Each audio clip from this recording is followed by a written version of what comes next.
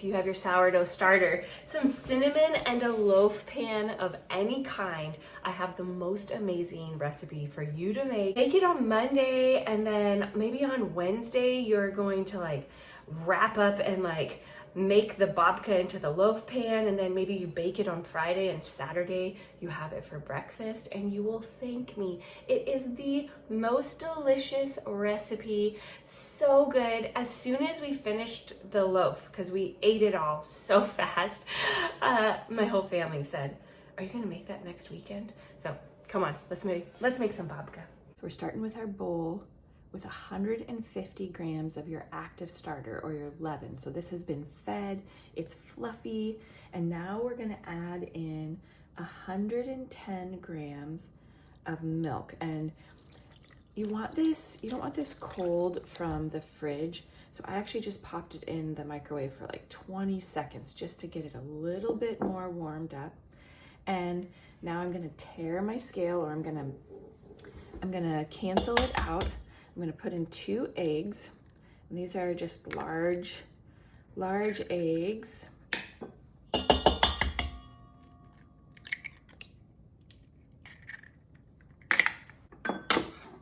And before I add anything else, I'm actually going to use, this is my Danish dough whisk, and I'll put a link to this so that you can grab one too. It is so awesome for dough because it acts like a whisk without everything getting stuck in it. But I like to mix this part together so that when we start adding the flour and the sugar, those eggs are already incorporated in there. Now you're gonna see in the recipe that there's butter in the recipe. Don't add it in yet. Sometimes I forget, and this morning I actually started pouring it into the bowl, and I thought, whoa, no butter yet. So the first step is the levain, the milk, the eggs. Mix that up. Now we're gonna do just 30 grams of powdered sugar. So just a little tiny bit, because we're gonna put a little bit more sugar on this when we roll it and braid it together. Okay, I'm gonna give that a little mix. The last part of this step is we are doing 320 grams of flour. And I love just being able to pour it in. It's why I really love the scale, which I went over a little bit. So let's take out just okay, we're gonna get this so it is incorporated together. Then I'm just gonna sprinkle the salt on top and let it rest for a little bit. And we're actually gonna do the stretch and folds just like you would for a regular sourdough bread. But when we do the stretch and folds with this dough, we're actually gonna start incorporating the butter. But first, we just wanna get this all together. There we go. See how lovely this dough whisk is? Now you could use your stand mixer if you want to, but this is such a small batch of dough. I think it's actually kind of nice to use the little dough whisk. So before we put the towel over this for it to rest, I'm gonna put just 8 grams of salt on the top, and it's gonna rest like that. Let's cover it, and we'll be back to get the butter in there. Because I don't want any of that moisture to escape the dough while it's rising, I actually stick it into our oven with only the light on. There's a bowl of water, I have it covered, and it's gonna rest for about 40 minutes. You can see the dough has been resting in that nice warm oven. I'm just gonna get that salt mixed in a little bit, and it's very soft dough. This is the one thing about the babka dough, is that you do have to let it rest in the fridge overnight. So this isn't a dough that you would make and then bake with the exact same day.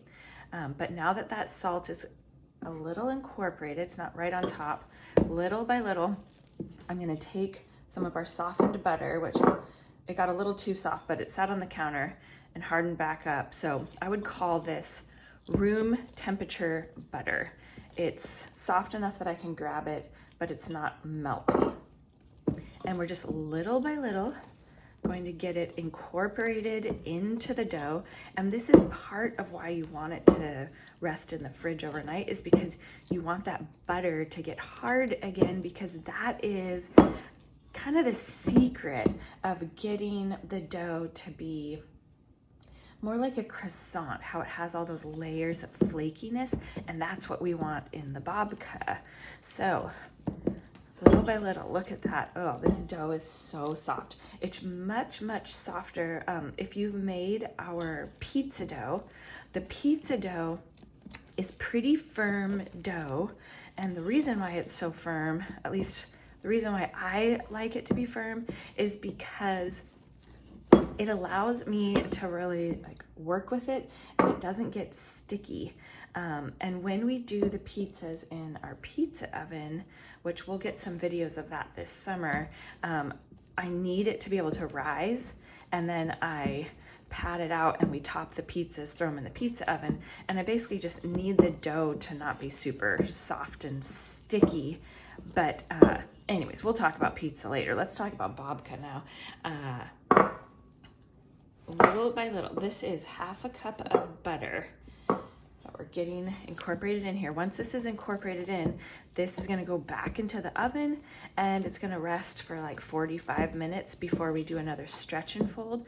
So we're still gonna do those traditional stretch and folds, because the reason why sourdough does so good with the stretch and fold method is because it's allowing the gluten in the flour time to develop, basically time to hydrate and soak up all of the moisture. And here we go. This is all nice and mixed together.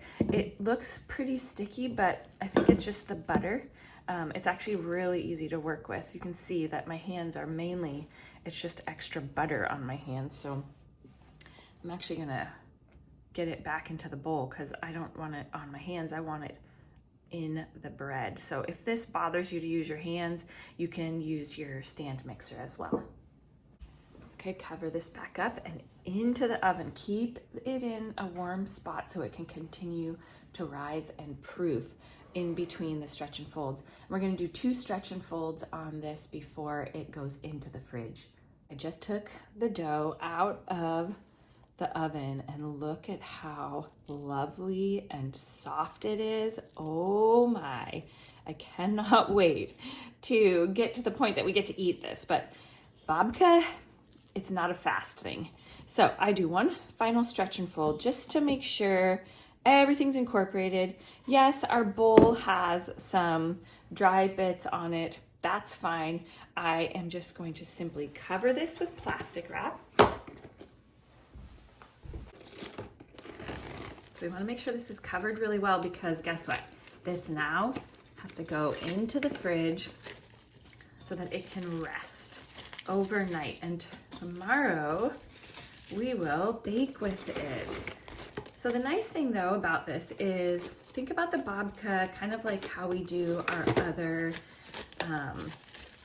doughs, that you can prep it ahead of time and then it's in the fridge waiting for you. So this is going into the fridge, and I'll bring you along with me when I take it out tomorrow. You're putting just a little bit of flour down on your surface so that your dough does not stick. Here's what she looks like now from the fridge. And the nice thing is that letting it sit in the fridge allows it to firm up a bit, and you'll see that, like, look at, this is all of that delicious butter. So don't leave it in your bowl. Get it back on the bread because, or on the dough, I should say, because we want all of that goodness in there as we roll it out. Now comes the fun of trying to pat it out. Make sure you do put the little bit of flour down on the surface. I would say babka isn't like working with like your everyday sourdough bread where we would normally put water down. It's okay to have flour on the surface when you're working with the babka. And you're just gonna keep kind of fiddling with it. I try to use the rolling pin, but it kind of sticks to the rolling pin. So I feel like the easiest way, because the dough is so soft and lovely, I just kept patting it out, kind of like you would pat out a pizza, except for the babka, you want it to be in a large rectangle, because once we get it all patted out, then we're gonna put the filling on it.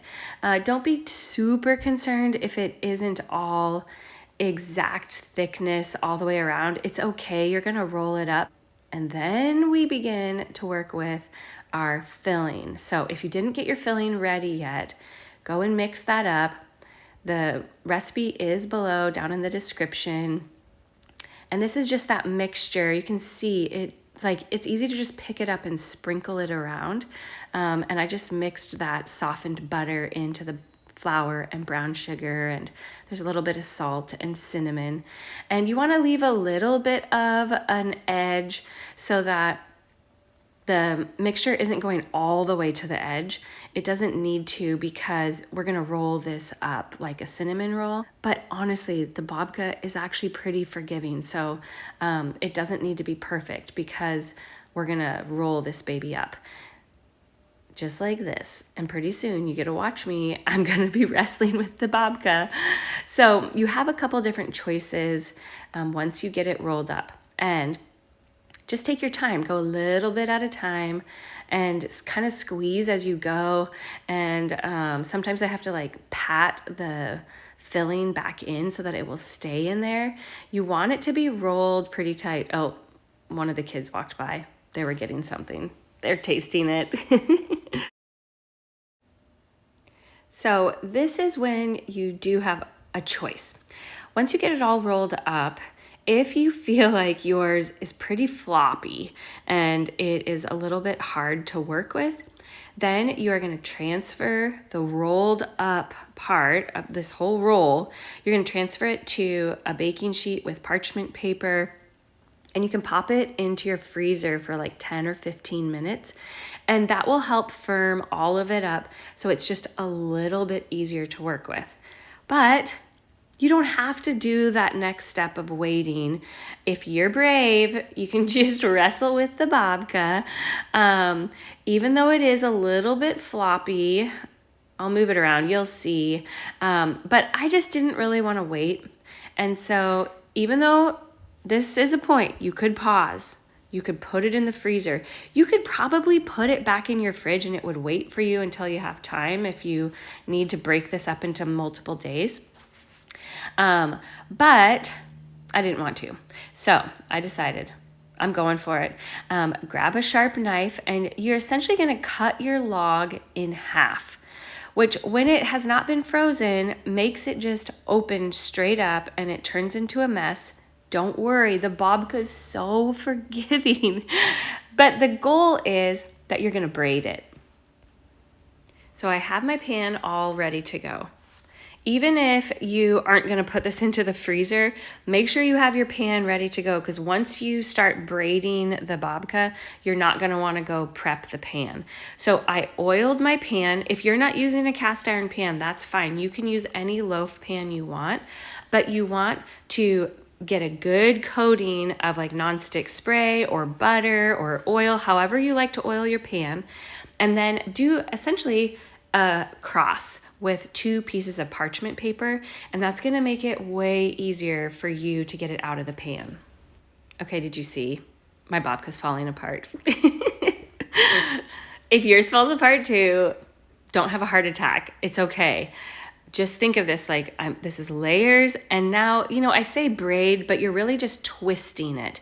You're just twisting those 2 things. You don't have 3 parts, just 2. So what I did is I started kind of in the middle, and then I worked from both ends, which was easier because it was being so floppy. But you just cut it straight down the middle, and it feels so wrong because you just did all that work to roll it up. But trust me, it's gonna make for the most beautiful bread. And beyond being beautiful, because who cares if it's beautiful if it doesn't taste amazing? My whole family has been asking when I'm gonna make this again. It is so good. And yes, look, it looks like a complete disaster. I hope that you laugh and giggle at yourself when you go to twist your babka, because what an adventure. At this point, I was thinking, oh my, I don't know if this is going to turn out. Don't give up on your babka, and don't leave any of your toppings left on your counter. So I got it pretty well braided. I was like, well, I think that's going to be fine, because now guess what? This whole thing just gets flopped into the pan, and you kind of like weave it back and forth, but you're going to see there's no real like system. It's just you want to keep going with that braiding and pick up all of that yummy filling, put it on the top. You're going to be glad that you put it on there, because it makes this delicious glaze down on the bottom of the bread. And yes, I'm still fiddling with it. I guess I encourage you to fiddle with yours too, because I wasn't as concerned with the braid as I was with the fact that there was just a bigger chunk on the one side. And so I was fiddling around with it, still kind of braiding it as I went, but more so to get it so that it wasn't like really thick on one side and then thin on the other. I think it's just the nature of, as you roll it up, the ends are just naturally going to be thinner than the middle. So just keep fiddling with it. It's not going to hurt the babka for you to fiddle with it. Once you get the babka into the pan, then it has to rise for a couple hours. So, bowl of water. It's in the nice cozy oven with only the light on, which just makes it a nice warm space. So the babka was rising for a couple hours in the warm cozy oven, and now the final step before it goes into the oven is that you want to do an egg wash. So this is 1 egg plus 1 tablespoon of cold water, and just make sure that you whisk it really good so that you don't have any big chunks. So I basically do it until I can have it just run off my fork, kind of like water. Now we're going to put this over the babka. And the reason why you do an egg wash is it actually helps the babka or the dough to brown up a little bit better. So an egg wash works really great on all sorts of things, not just sourdough. I do an egg wash on our pie crusts. Sometimes I'll do it on rolls, but it essentially, I also do it on our maple scones, which that recipe hasn't made it to video format yet, but it will someday soon. So do the egg wash, and now this is gonna go into the oven and bake, and there's one final glaze that we do at the very end when you take it out of the oven. But already she's looking pretty beautiful. Babka is baking. Put 1/4 cup of warm water and then 1/4 cup of just regular white sugar. This is the final glaze that's gonna go on the babka as soon as we take it out of the oven. But if you just get it mixed up right now, it'll be all ready to go.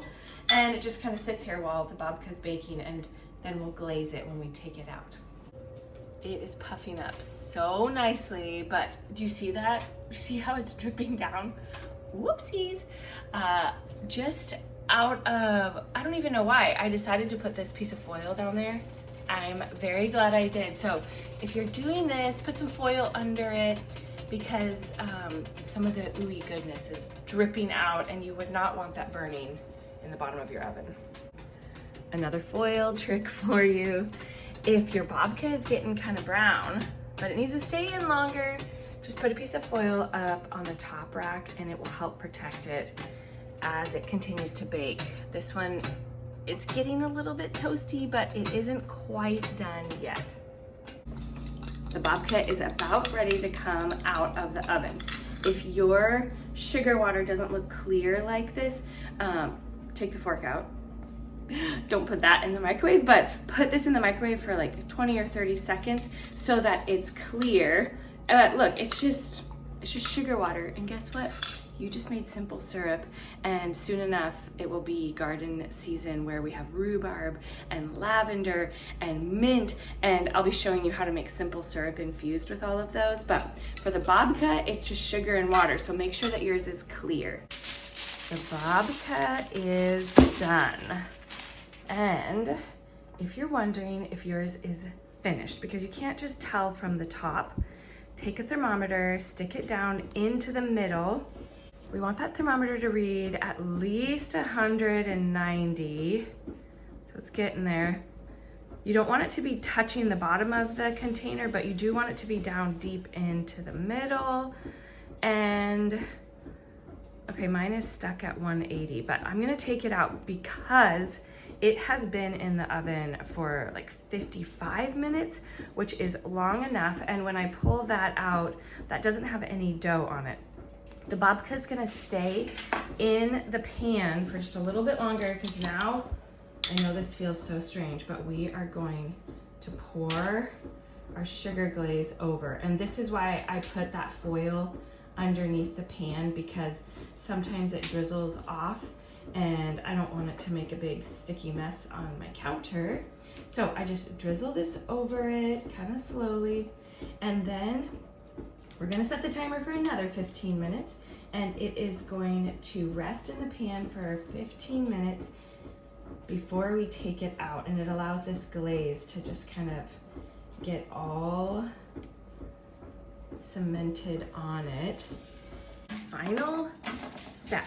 And my pan is still pretty warm, so I'm gonna use that to pull it to the side and use my parchment paper to wiggle the babka out. Now it's gonna rest here on the cooling rack. We gotta scrape all that goodness out of there. So this is part of why you do want to get it out of the pan before it sits too long, because otherwise this will all harden in the bottom of the pan, and you want it to be on the top. Oops. What it looks like inside, and our bread knife, which I'll put a link to this below, does a great job of cutting it into a slice. You could just pull it off, I suppose. Your choice. But look at how soft and gooey it is. Oh my goodness. Okay, whether you pull it off or you slice it, enjoy. It's so soft, really delicious.